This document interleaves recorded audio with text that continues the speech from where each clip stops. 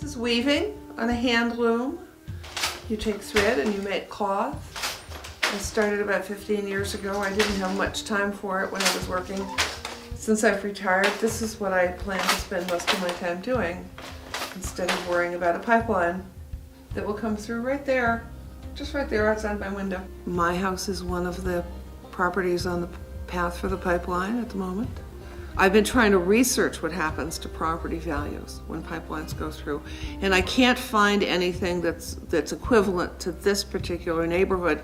It's hard to measure because what you can't measure are the sales that don't happen, the showings that don't happen, the clients who think about it and then choose somewhere else. You can't measure the non-activity, but all the realtors I talk to in this area are very concerned about that, and I think the homeowners are very concerned. What I understand about the procedure by which the company compensates people, they say they're just, quote, taking an easement.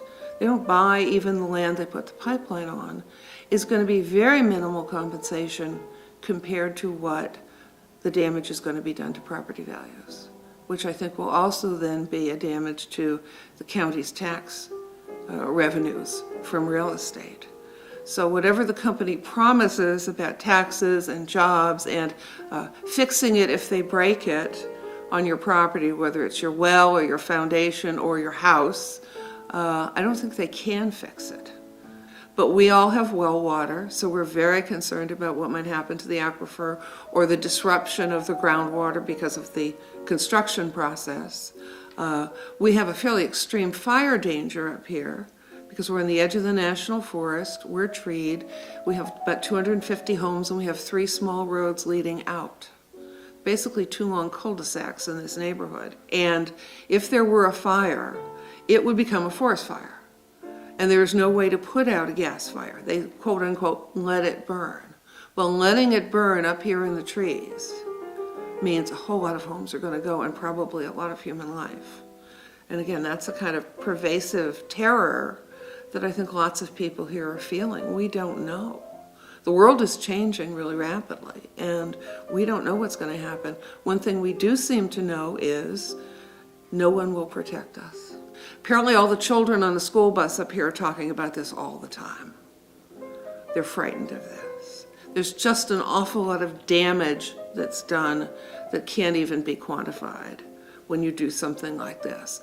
And the company may change the route, but they publish one thing, then they may change it, but along the way they've also done a lot of damage to people's lives. By their carelessness, the map they used for the FERC filing doesn't even show this neighborhood.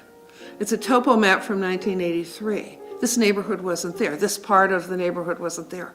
So I don't know that they knew it was here. They sat in an office somewhere in Pittsburgh, drew a crayon line on a map, and here we are. And these are the properties and the human lives that are in their crayon line. So we'll see what happens. We've been heartened by seeing the action that our Board of Supervisors took. Our local government officials have been very responsive, and I think they're trying to be very responsible in finding out what the pipeline actually will mean, what benefits it might bring, what damage it might do. But beyond the very local officials, we have gotten no response or negative responses. The gas is not for us. The jobs are not for us. For anyone from around here. There's probably not going to be a lot of manufacturing that will come in and take use of the gas. So we are just the area it goes through, doing its damage on the way to somebody else's use of it and somebody else's profits, not ours. And it feels unfair. If the national energy policy is that we should be using more natural gas and fracking is the way to get it, I think 20 years from now that people are going to look back and say that was a big mistake. That was a dead end and we need to go to renewables. In the interval, it's going to be very hard, but if it is national policy that some people have to bear the burden of these pipelines, then I think there also ought to be a national program that protects us from having to bear individually the kind of cost of this. Every time you see a friend on the street, you don't want to start talking about something that's so depressing. But it's the reality of life here. And again, we want people to know, if not that the pipeline will come through their yard, that if some economic predator comes along and wants to damage their property, the state, the federal government will not protect them. That's something people ought to know if they think they live in a democracy. We designed this house ourselves and built it 10 years ago for our retirement, to suit the activities we want to have and the entertaining we want to do while we're here. And it would really break my heart to leave it. But, and I know the pipeline company is not going to pay me for it, so I might have to just walk away. Somebody said during the financial crisis in America, we privatized the profits and we socialized the damage. And that's what's happening here again. I call it environmental predation.